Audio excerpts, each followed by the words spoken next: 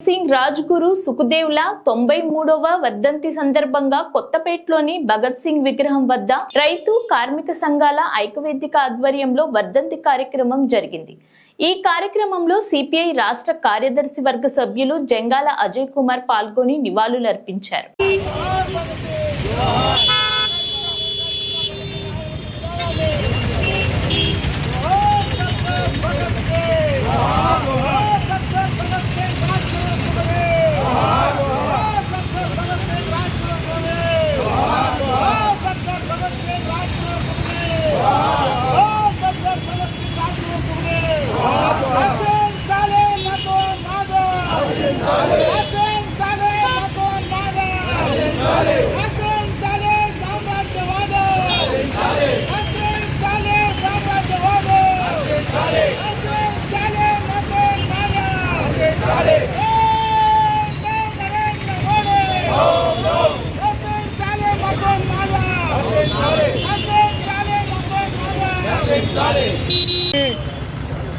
సర్దార్ భగత్ సింగ్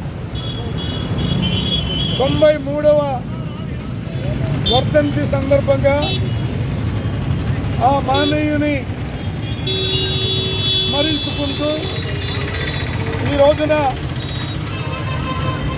జరుగుతున్నటువంటి ఉద్యమాలకి భవిష్యత్ పోరాటాలకి పునరంకితం అవుతూ దేశవ్యాప్తంగా వామపక్ష పార్టీలు అన్ని ప్రజా సంఘాలు ఈ రోజున సర్దార్ భగత్ సింగ్ వర్ధంతి కార్యక్రమాన్ని నిర్వహిస్తూ ఉన్నాం।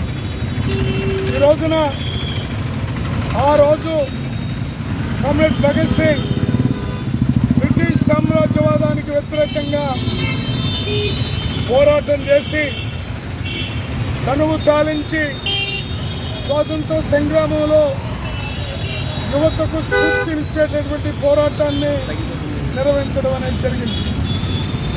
అదే ఈ రోజున నరేంద్ర మోడీ అధికారంలోకి వచ్చిన తర్వాత కార్పొరేట్లకు తొత్తుగా వ్యవహరిస్తూ మత ఉన్మాదాన్ని రెచ్చగొడుతూ అలాగే సామ్రాజ్యవాదానికి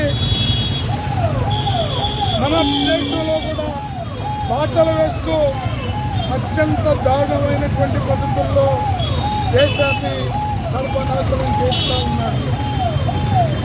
అందుకని ఈ రోజున ఢిల్లీ కేంద్రంగా రైతులు కార్మికులు పెద్ద ఎత్తున పంజాబ్ నుంచి హర్యానా నుంచి అనేక రాష్ట్రాల నుంచి ఢిల్లీ కేంద్రంగా ఉద్యమం పెద్ద ఎత్తున నిర్వహించారు।